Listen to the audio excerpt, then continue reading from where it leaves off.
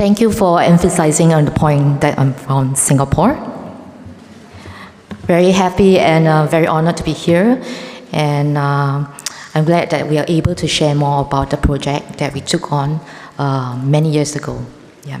So good afternoon, everyone. My name is Phyllis, and together with Mariko, today we'll be presenting on the conservation of a large Chinese ink painting by Chen Wen Hsi that took place at the Heritage Conservation Center and the National Gallery of Art from 2017 onwards. And this project has been a team effort with important contributions from Esther and Jane, who are not here with us at the conference today.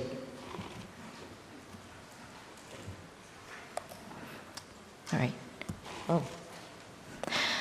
Here's the scope of our presentation that we'll be covering today, where we will share more on the artwork, the condition, and the entire journey of the treatment process to its display, divided into two major phases. Where phase one is undertaken by the paper conservation team for the preparation and preliminary work, and in phase two, in terms of the full treatment, to the mounting and installation of the work at on-site in the gallery. Now, Gibbons is an oversized Chinese ink painting in the National Collection of Singapore, measuring approximately 2 by 5 meters. It was created by Chen Wen Hsi, a pioneer artist in the 1970s. Gibbons is a mature work by Chen, with his distinctive Gibbons as a subject.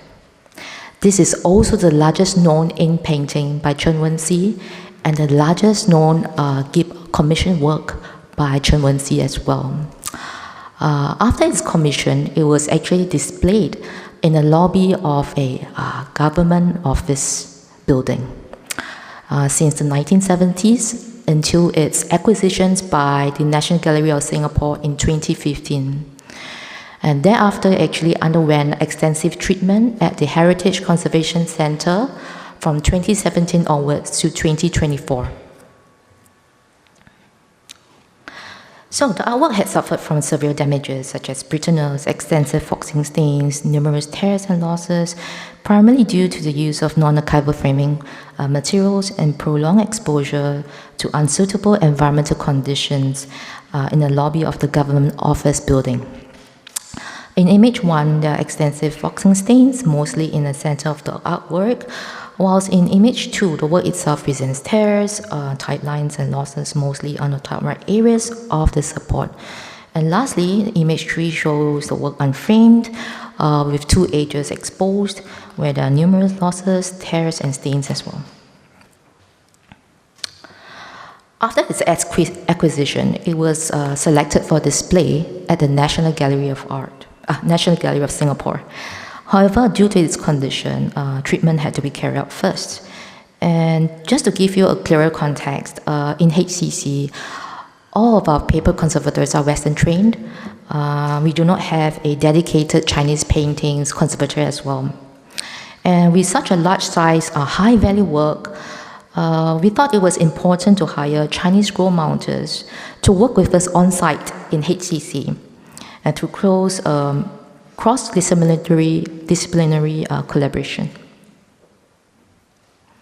So generally for phase 1, our main objective was to prepare the artwork for the major treatment in phase 2, and the preparation itself involved several steps where firstly the work was moved from storage to a workroom at level 1 of HCC, and we unframed it for detailed examination and documentation, followed by the purchase of materials and engaging a scroll mounter for treatment in phase 2.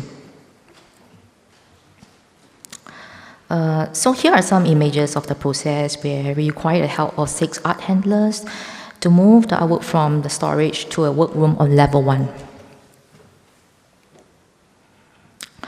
Thereafter, the unframing process started where upon the removal of the white plastic board, it revealed a masonite board with strainer bars. To facilitate the removal of the artwork from the masonite board, strainer bars was first removed, and a paintings conservator was also involved to provide assistance in this process. The conservators also carried out in-depth documentation of the work, and during the assessment, they found that the entire work was actually fully adhered to the masonite board. And they tried to carry out certain testing, and they tried to remove it with moisture, but it was very difficult, and eventually they assessed that mechanical removal would be the safest way to remove the work from the board. Hence, the team started the arduous task of carrying out the backing removal, and maybe a little bit too ambitious. It was then we realized that the process was much slower than we expected. Besides the difficulty of removing the masonite board layer by layer, the team also had to juggle with other exhibition demands, as the HCC does support around 11 other institutions for the exhibitions. From the images above, you could see that progress was not much after 3 months. As such, we decided to call for volunteers within HCC to help out with the process. To my surprise, the call was a success, where we did have colleagues coming from different departments working to help out. Perhaps they also see this as a way of relieving stress and a chance to do something different. And you can see here, like the image on the left are our colleagues from the collections management department, helping out with the chiseling, while a paper conservator on the opposite end is examining the work. So generally when we have other colleagues coming in to help us on the backing removal, we always had a paper conservator around to provide some training, instructions, and monitor the overall process as well. As the board was really huge, our chisel got blunt very, very easily. Our objects conservator was very kind to provide a training on tool sharpening. Yeah, so at least we could reuse the tools again and again. Yeah. So all in all, we had about 6 paper conservators and 8 volunteers, and we used approximately about 500 hours. But of course, it does not include the time required for project management, report writing, discussions and meetings, and the procurement that's involved. And one key equipment that we had to procure was the fabrication of a drawing board. We had consulted a Chinese scroll mounter from Shanghai, Madam Chu Pingfang, on the construction of the board, where we mostly communicated via WeChat. The translation was challenging on its own already, and we also had to find someone who was willing to construct the board for us. But thankfully, I think there was one exhibition design company who was really kind to actually fabricate the board for us at a very reasonable cost, and they're willing to actually work out the different layers that we had spec out for them. So in terms of the size of the drawing board, we require it to be 6 by 3 meters, where the first layer is a gridded frame with squares measuring 30 by 30 cm using 4 by 4 cm wooden bars.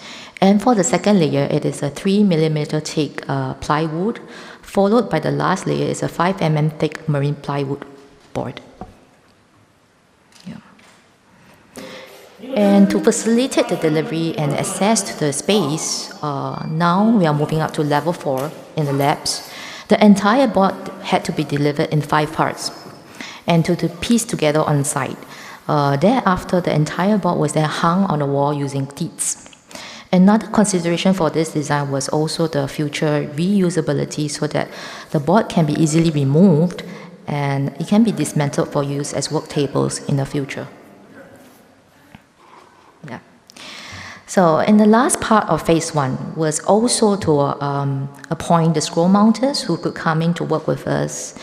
And to give you an overview at this juncture, this project was initially planned for 2 years for completion from 2017 to 2019, including the hiring of the scroll mounters. However, COVID came, there were a lot of uncertainties with the center closure, and we also had no access to the workspaces. There were also a lot of challenges in hiring the scroll mounters due to administrative barriers, such as very stringent visa requirements, and we tried very hard to hire scroll mounters twice from overseas. So in the end, the team discussed and we decided to actually work with a local scroll mounter instead. And we managed to hire the scroll mounting studio, Wen Baozhai, who has been very helpful in the process. And fortunately, at the same time, the application to the Bank of America Conservation Project was successfully approved, and they were funding the project itself to hire the scroll mounters. And I also like to take the opportunity to just share a bit about this funding. It started in 2010, and it has funded around 275 projects in 40 countries for culturally significant works. And with this, I'd like to hand over to the second phase of the work, where we actually also had more equipment to be purchased, the entire treatment process to the mounting and framing process on site in the National Gallery. So, welcome, Mariko.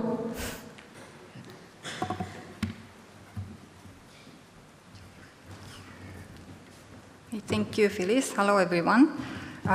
So in September 2023, wait a minute.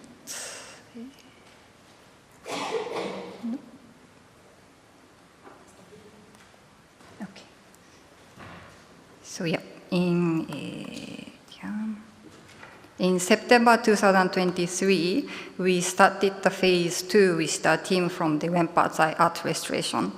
It began with a few months of conservation treatment, followed by the transportation of the artwork to the display gallery and mounting and installation. So we discussed with the Wen Baozhai team and decided to prepare all the equipment and materials prior to the start of the treatment. First of all, a large red table was purchased as a treatment surface. It came in as 5 separate panels, and they were joined on site. And we acquired 2 bridges for better access to the center of this large painting. The drawing board that Phyllis mentioned a few slides ago was lined with shuan paper, one of the Chinese papers, and starch-based.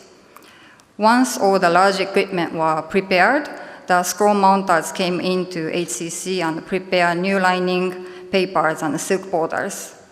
Here, in the 2 images, they are laminating silk strips with shuan paper and pasting it on the drawing board to dry.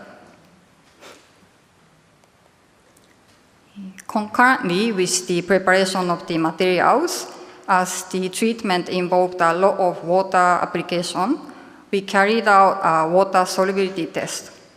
We used a typical test method of using a damp blotting paper, as in the image here, and yellow on the leaves and brown on the trees were found to be slightly water soluble. And to protect these colors during the washing treatment, among solutions of isinglass, phenol, methyl cellulose, and gelatin, we chose 1% gelatin in water for its good penetrating action through the artwork's paper. And a small amount of alum was added to the solution and applied with small brushes over the concerned colors. So the scroll mounters and we conservators discussed the addition of alum to the gelatin solutions for better protection of the colors. It makes the paper less absorbent and prevent inks from smudging.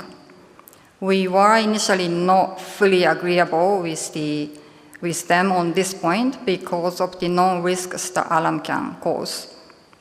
But eventually, we decided to go ahead with the addition of alum in the 1% gelatin solution applied before the washing process, because this portion of alum would be rinsed away during the wet treatment.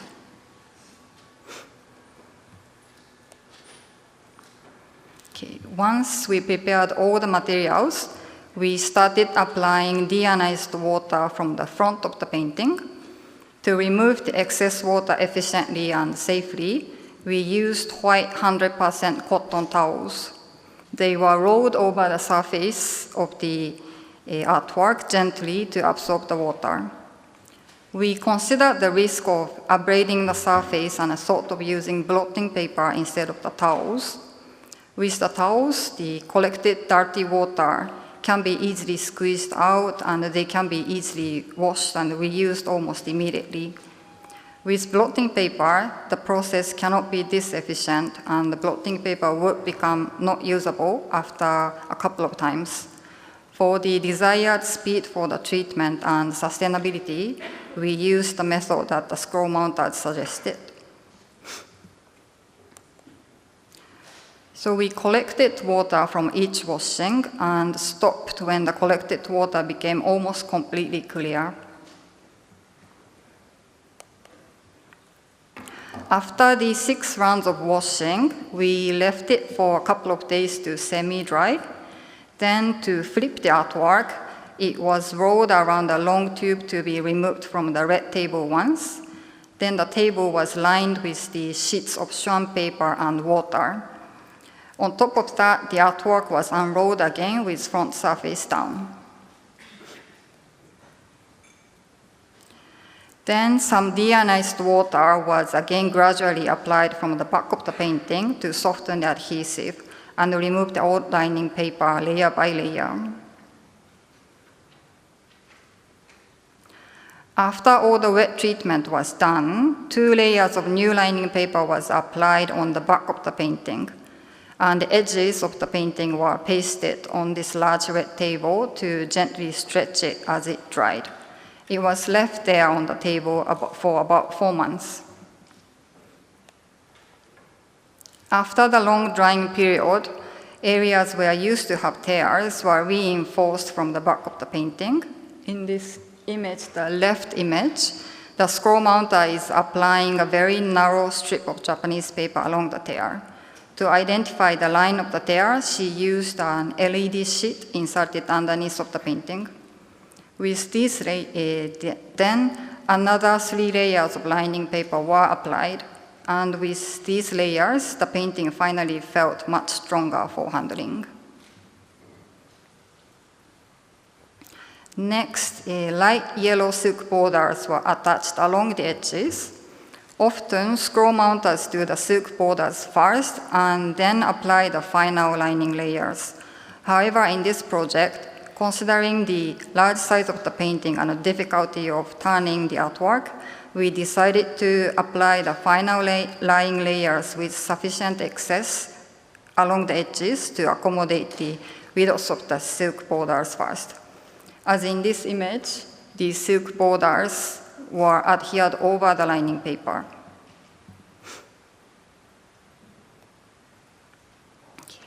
As the final step in the conservation treatment, the painting was waxed and varnished from its back. The wax was very thinly applied on the back, and then it was varnished a couple of times with a very smooth stone. This process improves the paper's flexibility and moisture resistance.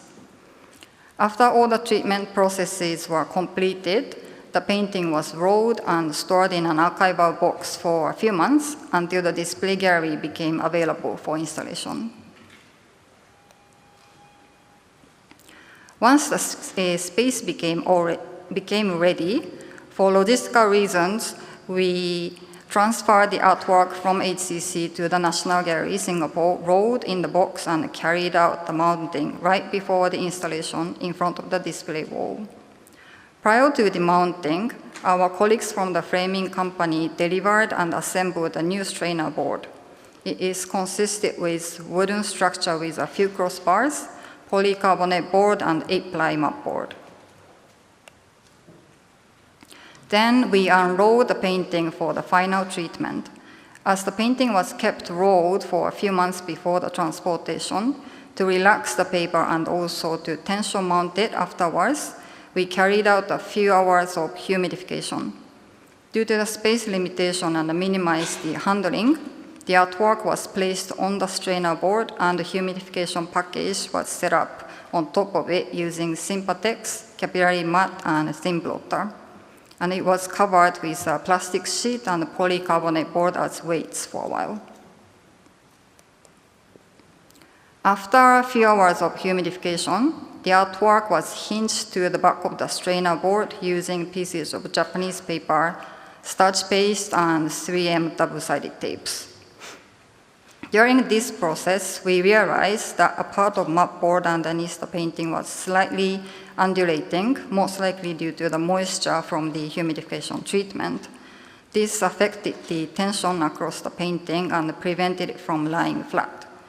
The framers blew in some air between the painting and the strainer board using a small portable fan from one of the corners.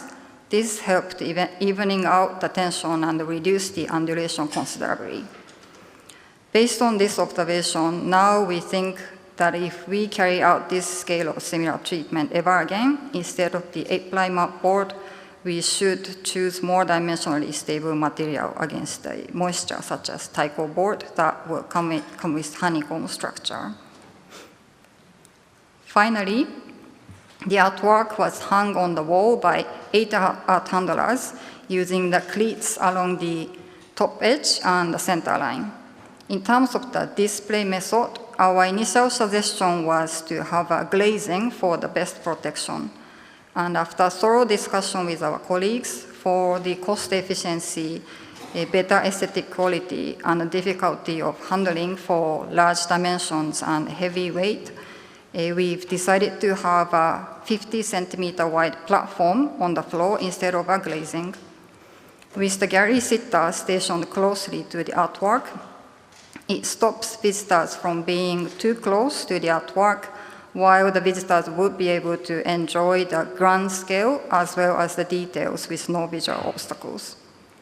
Also, considering the amount of resource for the installation, after carrying out a microfader test, we have decided to display it for 5 years. Okay. I would like to end our presentation by mentioning that this cross-disciplinary collaboration allowed us to overcome a lot of technical challenges, and this project exemplifies how blending traditional methods with Western conservation practices can be successful with a lot of thorough communication, and it set a precedent for Chinese painting treatment on site at HCC, allowing its integration with modern conservation practices. And lastly, we would like to thank our colleagues from these institutions and companies. Yeah. Thank you very much for your attention.